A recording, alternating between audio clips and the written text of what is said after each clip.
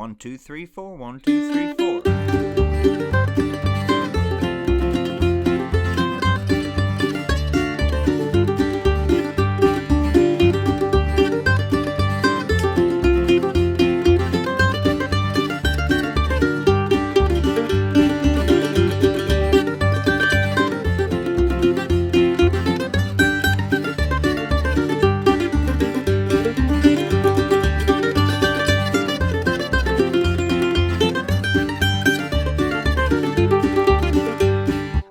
Out there in Mandolin Land, Mike Hedding here, coming to you today with the old classic song Little Maggie in the key of G. I've done a couple versions of this for banjo, so I thought it'd be good to do one for mandolin as well. And we're going to stay pretty close to the melody, but kind of look at adding some bluegrass ornaments, some drone strings, some double stops, and we're also going to look at the concept of playing minor sounding notes over major sounding chords, because that's what this song does. Is we're going to be playing in the key of G major, but our notes are going to be kind of G minor, and we'll dive into that a little bit more in a second. But it's a very cool technique that's used on this song and a lot of other songs. And if you're watching the preview of this lesson, you can head over to my website, MikeHeddingMusic.com, and grab the full lesson. You'll get access to watch all the videos, and you can download the tabs and the practice tracks. All right, here's Little Maggie for mandolin in the key of G. All right, let's start breaking down this lesson for Little Maggie in the key of G. So this song, I'll preface with saying this song could be done in a lot of different keys. I've seen it in G, kind of as like a jam standard tune in the key of G. It's also commonly done in the key of A. You know, people have done it as high as the key of C or C sharp. I think Red Allen had a version that was way up in the stratosphere. Super cool. But I just did it in the people's key of G. So before we jump into the actual solo, let's just break down a little bit, just a little bit of a music theory lesson on this song that will help you understand where we're getting the notes from. All right, let's jump into it. Okay, so this song uses a particular technique. I've heard it referred to as different things. I've heard it referred to as modal or the mountain sound. But basically the concept is we're going to play major sounding chords. So our G major chord, but we're going to use minor sounding notes, okay?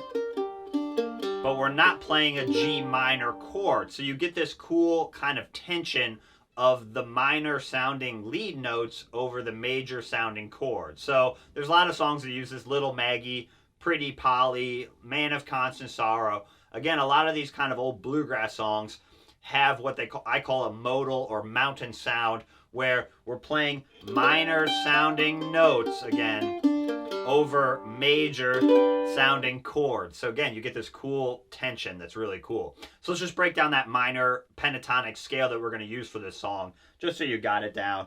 So we've got the open low G string. This is the G minor pentatonic scale. So we've got open, and then the 3rd fret and the 5th fret on the low string. And then we're going to do those same 3 notes on the D string, open, 3, 5. So you have, so it's like a 5-note scale pentatonic. Don't worry if you're doing downs or ups with your right hand at this point. So that's 1 octave, and then the next octave up would be the 5th fret, which is our ending note of the 1st scale, and then 1st fret on the A string, 3rd fret, 5th fret, and then 1st fret and 3rd fret. So you have,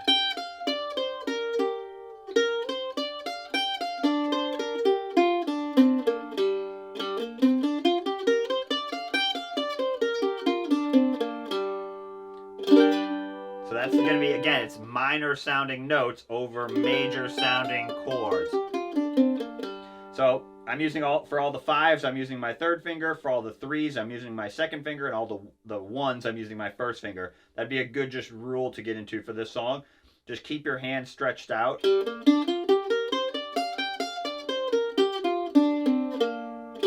Okay, now let's break down the solo. Okay, so I'll start by playing the first 9 measures of the solo, which will be like halfway through the verse part. In this song, the verse and the chorus chords are the exact same, okay? So let's start breaking it down. Do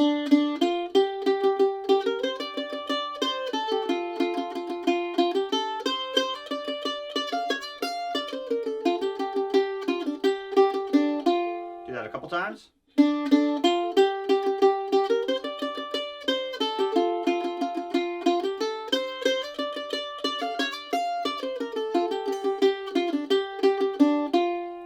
really slow.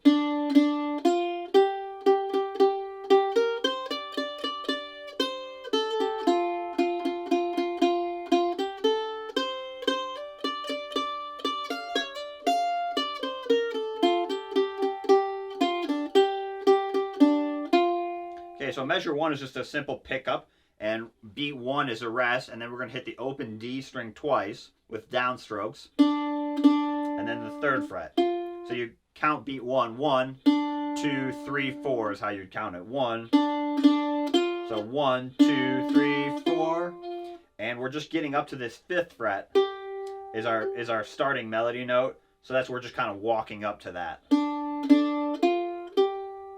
So that's all we're doing there, so not too hard. So 1, and then we're going to use some down up picking on the 5th fret, down up, and then another downstroke, and then the 5th fret, and then the 1st fret on the A string. So again, you can kind of keep your first finger, or your third finger down. So do that a few times.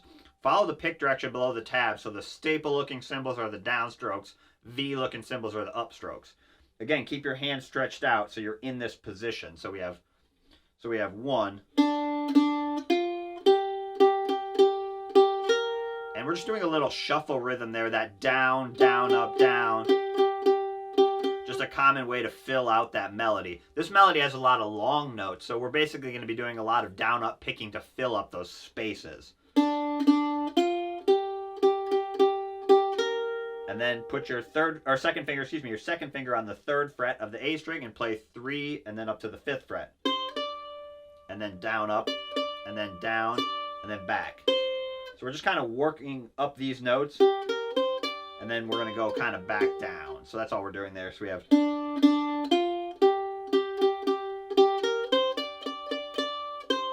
So keep another thing to practice is keep your fingers down. See how we're going right back to that 3rd fret? So don't do this. See how I'm lifting my 2nd finger up? Now I have to go put, same thing when we're going to be going back to a lot of those same notes. So keep your fingers down so you're not doing this, which is a lot more work, okay? So that's a perfect example. So I'm keeping my 2nd finger down so I have it down, right back, ready to go.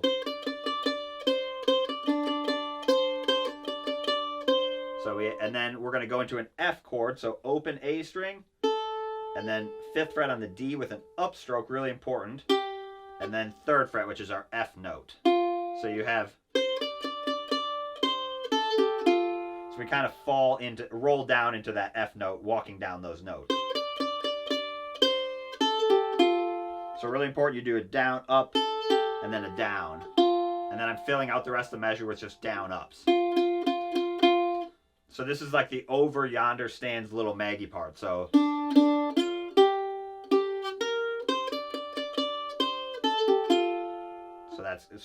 the simplest melody would be. So that's what we're doing there. Again, we're just filling it up with picking. So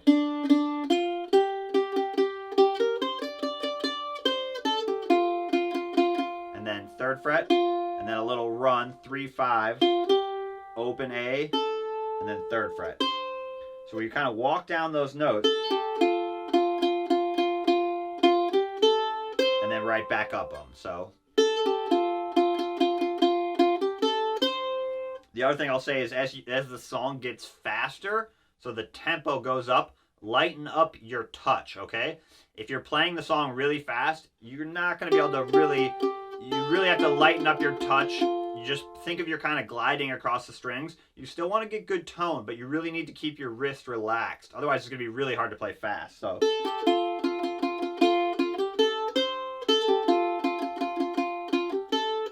and then that 3-5 lick again, except this time we're going to do a hammer-on.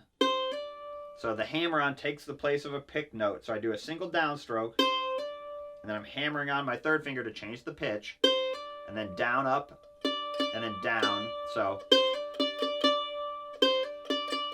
and then 5, 1.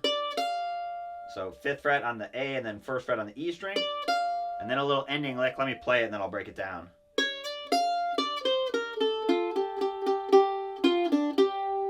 So we're just going to add a little bluesy note. So we slide, or hammer on, excuse me, in measure 6. Use this finger as your anchor. And then you're going to slide from 4 to 5 on the A string, which is like going through the blue note of the scale. And then hit the first fret high E, or first fret high E string, yep. So again, we're kind of sliding into that, giving a little attitude. And then a little scale run back down. 5, 3, 1, open. And that's one note outside of the scale. That open A isn't in the minor pentatonic, but it still works.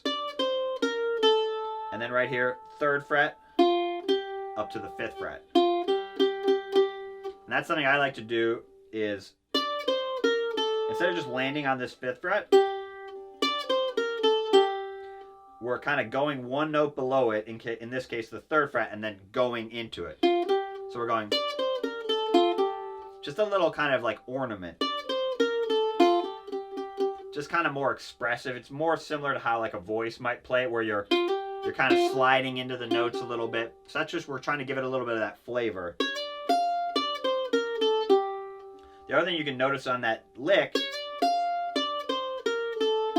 we're not really playing like a D lick, even though we're technically playing a D major chord. We're basically just staying on that minor pentatonic G scale. So again, that's another thing you do a lot in bluegrass is on the 5 chord, the D, sometimes you'll just play basically a G lick, which is our root chord. So that's something we're doing here. You know, we're going, and then 3 open, and then 5th fret, and then open 3, and that's just a pickup back into the solo. So this is just like an ending. So we have, let's play from 6 to the 9. So we have, a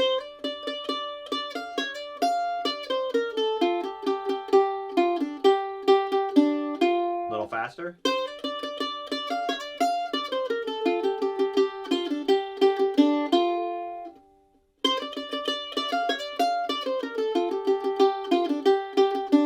Let's play those first 9 measures. Here we go. 1.